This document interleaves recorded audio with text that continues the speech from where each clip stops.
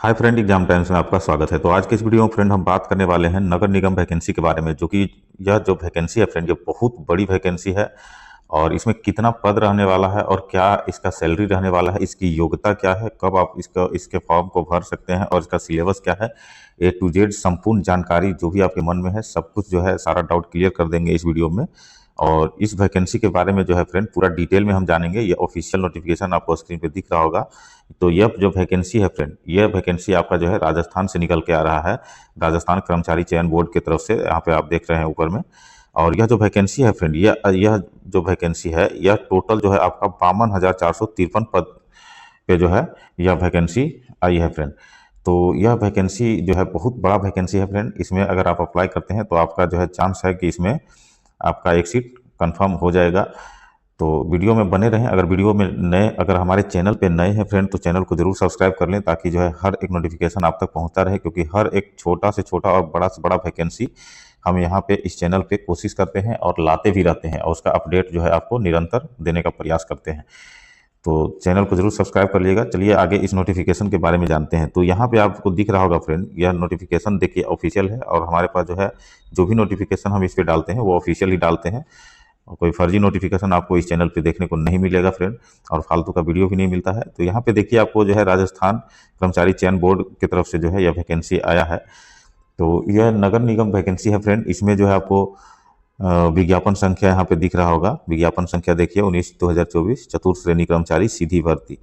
तो अब इसमें जो है दिया क्या गया है, यहाँ पे आपको बताते हैं कि प्रशासनिक सुधार विभाग के माध्यम से राज्य सरकार के विभिन्न विभागों अधीनस्थ कार्यालयों के लिए राजस्थान चतुर्थ श्रेणी सेवा भर्ती एवं सेवा की अन्य शर्तें नियम 1999 यथा संशोधित एवं राजस्थान अनुसूचित क्षेत्र अधीनस्थ मंत्रालयिक एवं चतुर्थ श्रेणी सेवा भर्ती एवं सेवा की अन्य शर्तें नियम 2014 के अंतर्गत चतुर्थ श्रेणी कर्मचारी में कुल 52,453, गैर अनुसूचित क्षेत्र में 46,931 एवं अनुसूचित क्षेत्र में 5,522 पदों पर जो है भर्ती हेतु निर्धारित प्रपत्र में राजस्थान कर्मचारी चयन बोर्ड द्वारा योग्य अभ्यर्थियों से विज्ञापन में वर्णित शर्तों एवं निबंधनों के अध्याधीन ऑनलाइन आवेदन जो है आमंत्रित किए जाते हैं। तो ये जो एप्लीकेशन है, ये जो आपका यह जो फॉर्म है फ्रेंड, यह आपको जो है ऑनलाइन अप्लाई होने वाला है।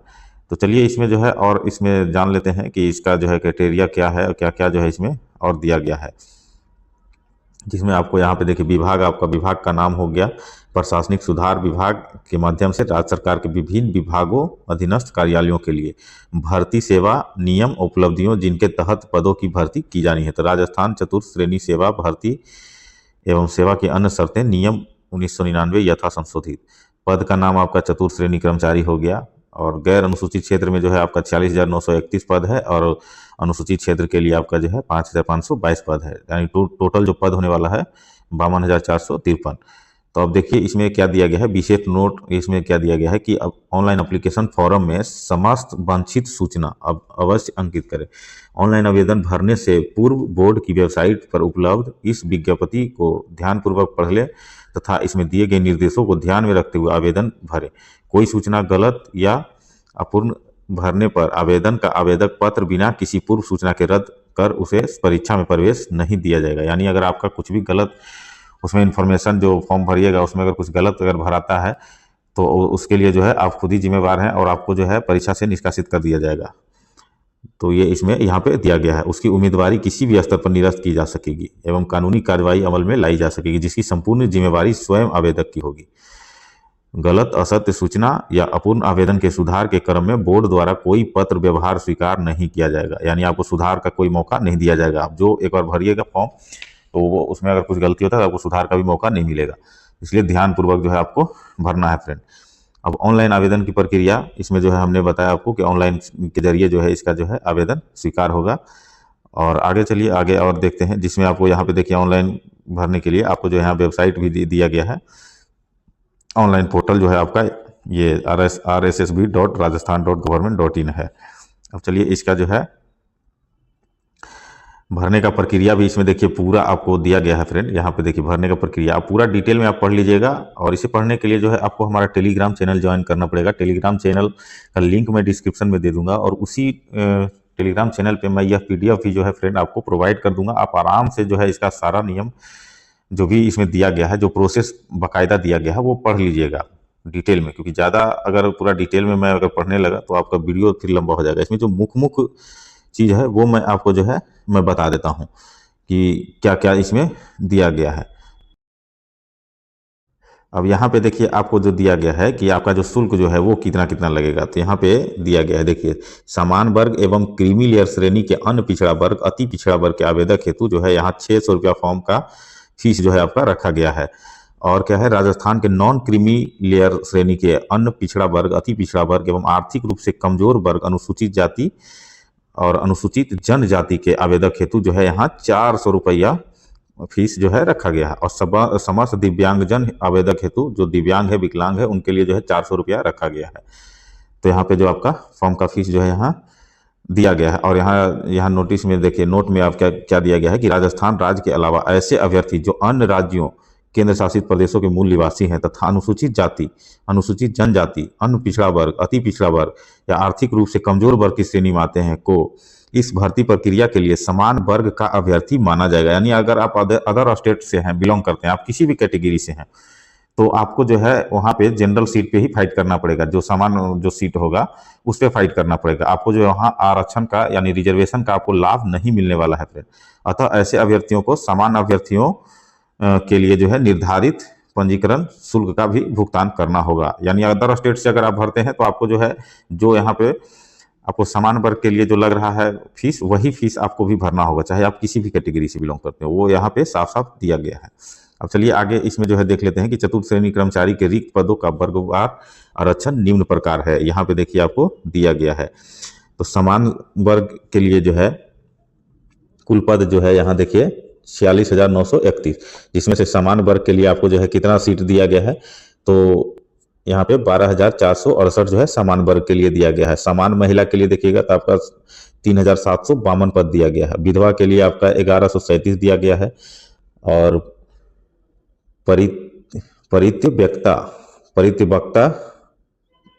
परित्यक्ता 273, और अनुसूचित जाति के लिए सामान्य जो है आपका सीट है आपका 4,912 है। समान महिला का हो गया आपका 1,522 हो गया। विधवा का हो गया 417, परित्यक्ता 90 हो गया। फिर जो है अनुसूचित जनजाति का हो गया आपका 3,953, 1,209 समान महिला, फिर विधवा, फिर आपका परित्यक्ता हो गया समान आपका। फिर अन्य पिछड़ा वर्ग के लिए आपको 6,431 पद है। समान महिला के लिए आपका 2,038 पद है। फिर 563 विधवा के लिए है। तो यहाँ पे जो है आपको टोटल जो है आपको सीट जो है यहाँ पे दिया गया है। अब जो है हॉरिजेंटल रिजर्वेशन का जो भी है यहाँ पे दिया गया है, देखिए आपको सीट यहाँ पे सारा दिया गया है। सो ये जो पीडीएफ है फ्रेंड, ये आपको मैं टेलीग्राम चैनल पे प्रोवाइड कर दूंगा, वहाँ पे आप आराम से पढ़ लीजिएगा। इसमें जो है हॉरिजेंटल रिजर्वेशन का टोटल सीट और उसका डेटा दिया गया है। अब जो है इसमें, अब यहाँ पे देखिए वेतनमान आपका जो है क्या रहने वाला है, यहाँ पे दिया गया वेतनमान में आप देखिएगा तो आपको जो है यहाँ साफ दिया गया कि राज्य सरकार द्वारा देय 7वें वेतनमान के अनुसार चतुर्थ श्रेणी कर्मचारी पद हेतु ये मैट्रिक लेवल 1 देय है। परीक्षा काल में मासिक नियत परिश्रमिक राज्य सरकार के आदेशानुसार देय होगा। और पात्रता एवं शैक्षणिक योग्यता, तो पात्रता एवं शैक्षणिक योग्यता क्या दिया गया है, यहाँ देखिए, जो व्यक्ति पाठ्यक्रम के अंतिम वर्ष की परीक्षा में उपस्थित हुआ है या सम्मिलित हो रहा है, जो इन नियमों में उल्लिखित पद के लिए शैक्षिक योग्यता की आवश्यकता है, सीधी भर्ती के लिए उक्त पद के लिए आवेदन करने के लिए पात्र होगा, लेकिन वह उसे उपयुक्त चयन एजेंसी को अपेक्षित शैक्षिक योग्यता प्राप्त करने का प्रमाण प्रस्तुत करना होगा। मुख्य परीक्षा में उपस्थित होने से पहले जहां लिखित परीक्षा और साक्षात्कार के 2 चरणों के माध्यम से चयन किया जाता है। साक्षात्कार में उपस्थित होने से पहले जहां लिखित परीक्षा और साक्षात्कार के माध्यम से चयन किया जाता है। लिखित परीक्षा या साक्षात्कार में उपस्थित होने से पहले जहां केवल लिखित परीक्षा या केवल साक्षात्कार के माध्यम से चयन किया जाना है। जैसा भी मामला हो, इस भर्ती हेतु निर्धारित शैक्षणिक योग्यता के अंतिम वर्ष में सम्मिलित होने वाले या सम्मिलित हो रहे अभ्यर्थी आवेदन कर सकेंगे, परंतु निर्धारित शैक्षणिक योग्यता इस भर्ती की परीक्षा तिथि से पूर्व अर्जित करनी अनिवार्य होगी। अन्यथा परीक्षा के बाद शैक्षणिक योग्यता अर्जित करने वाले अभ्यर्थियों को इस भर्ती हेतु पात्र नहीं माना जाएगा। अब चलिए आगे अन्य योग्यताएं, इसमें क्या दिया गया है। अन्य योग्यता में आपका जो है यहाँ दिया गया है कि उक्त पद पर भर्ती के लिए उम्मीदवार अच्छे मानसिक और शारीरिक स्वास्थ्य का होना चाहिए और वह ऐसे किसी मानसिक या शारीरिक दोष से मुक्त होना चाहिए जो उक्त पद के रूप में उसके कर्तव्यों के कुशल पालन में बाधा डाल सके, और यदि वह चयनित कर लिया जाता है तो उसे इसके लिए अपना आरोग्य प्रमाण पत्र जो है उस जिले के मुख्य चिकित्सा एवं स्वास्थ्य अधिकारी का मेडिकल जूरिस्ट द्वारा हस्ताक्षरित प्रस्तुत करना होगा। यानी जो है आपको जो है मेडिकल सर्टिफिकेट अपने जिला से बनवा के देना होगा। और चरित्र में जो है सेवा में सीधी भर्ती के लिए आवेदक का चरित्र ऐसा होना चाहिए जिससे कि वह उक्त पद पर नियुक्ति के लिए योग्य हो सके। उसे सदचरित्र का प्रमाण पत्र अपने विश्वविद्यालय, स्कूल या कॉलेज जहां उसे अंतिम शिक्षा प्राप्त की हो कि प्रधानाचार्य शिक्षाधिकारी के द्वारा प्रदत्त प्रस्तुत करना होगा। यानी जो आपका स्कूल कॉलेज है जहां से भी आप अंतिम बार जो है एग्जाम देके निकले हैं वहां के जो है जो भी प्रधानाचार्य होंगे उनसे जो है अपना जो है चरित्र प्रमाण पत्र भी एक बनवा के उनसे साइन करवाना होगा और वो भी आपको देना अनिवार्य हो। तो और आगे यहाँ पे देखिए राष्ट्रीयता दिया गया है कि राष्ट्रीयता में आपका क्या है।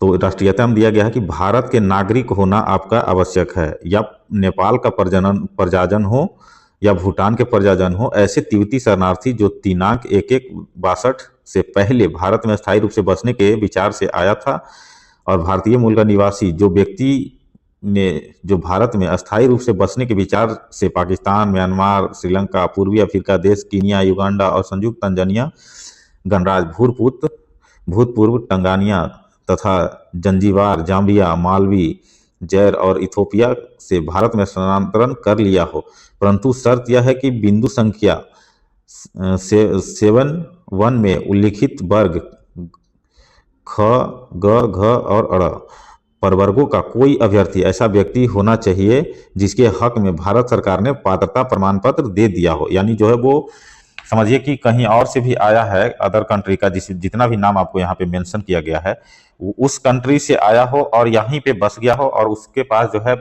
अपना भारत सरकार का जो है आइडेंटिटी जो है दिया गया हो कि वो यहीं का मूल निवासी है, तभी वो एलिजिबल हैं इस फॉर्म को भरने के लिए, वो भी भर सकते हैं।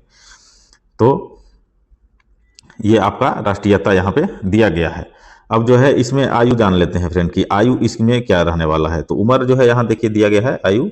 तो आवेदक जो है 1 जनवरी 2026 को 18 वर्ष की आयु प्राप्त कर चुका हो तथा 40 वर्ष का नहीं हुआ हो, और नियमों में उल्लेखित अनुसार आवेदन करने की तिथि जो है तिथि के पश्चात आने वाली आगामी जनवरी की प्रथम दिनांक से आयु की गणना की जाती है। अतः आवेदकों की आयु की गणना 1/1/2026 से की जाएगी। तो ये कहने का मतलब है कि ये आपको जो है आपका 18 से लेकर 40 वर्ष यहाँ पे एज लिमिट आपको दिया गया है। अब जो है इसमें देखिए आपको एज रिलैक्सेशन भी यहाँ पे दिया गया है कि उच्चतम आयु सीमा में अन्य विशेष श्रेणियों में भी छूट मिलेगा। यहाँ देखिए आपका सरकार के परामर्श के नियुक्ति पदाधिकारी द्वारा असाधारण मामलों में उल्लिखित ऊपरी आयु सीमा 5 वर्ष की छूट दी जाती है, यानी 5 वर्ष की छूट आपको मिलेगा। आयु सीमा में छूट के प्रावधान यहाँ पे दिया गया है। देखिए इसको अभी आप पूरा अच्छे से पढ़ सकते हैं कि आपको किस कैटेगरी को कितना छूट दिया गया है। इसमें साफ साफ दिया गया है 5 वर्ष के लिए और 3 वर्ष के लिए जो है छूट यहाँ पे दिया गया है। तो कुल मिलाकर जो है हमने फ्रेंड आपको इसमें देखिए इसमें पेंशन का भी दिया गया है। टोटल ए टू जेड जो भी डिटेल आपको जानना है फ्रेंड वो सारा डिटेल जो है आपको इस फॉर्म में, टोटल ये 21 पेज का फॉर्म है, इसे पूरा पढ़ पाना इम्पॉसिबल है एक वीडियो में। तो आपको जो है यह PDF मैं टेलीग्राम चैनल पे प्रोवाइड करा दूंगा, वहाँ से आप जो है इसे आराम से पढ़ लीजिएगा। और इस फॉर्म को जो है आवेदन ऑनलाइन संशोधन की प्रक्रिया यह जो है आपको इसमें टोटल दिया गया है फ्रेंड, और इसमें सिलेबस के बारे में भी आपको दिया गया है कि आपको देखिए यहाँ पे दिया गया है कि आपको जो है चतुर्थ श्रेणी कर्मचारी की परीक्षा स्कीम एवं पाठ्यक्रम जो है इसमें सामान्य हिंदी से जो है आपका टोटल 120 नंबर का जो है क्वेश्चन रहेगा फ्रेंड, और जो सामान्य हिंदी से आपका 30 अंक का रहेगा, सामान्य अंग्रेजी से 15, सामान्य ज्ञान से 50, भूगोल से 10, इतिहास कला एवं संस्कृति से 10, भारतीय संविधान और राजस्थान के विशेष संदर्भ में आपको 10 रहेगा 10 अंक, सामान्य विज्ञान 5 अंक, सामयिक घटनाएं 10 अंक, बेसिक कंप्यूटर 5 अंक। तो ये यहाँ जो है आप देख सकते हैं सामान्य गणित का 25, यानी टोटल जो है आपका 120 नंबर का यह एग्जाम रहेगा और आपका जो है 2 घंटे समय मिलेगा फ्रेंड।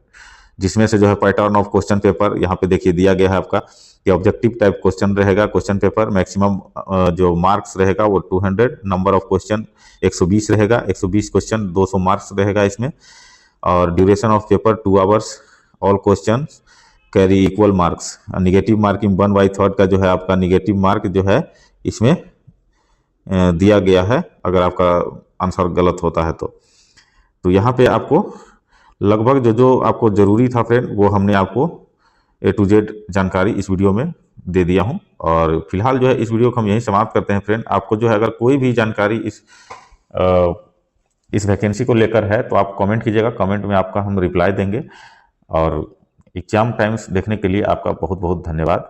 मिलते हैं आपको नेक्स्ट वीडियो में, तब तक के लिए गुड बाय, जय हिंद, वंदे मातरम।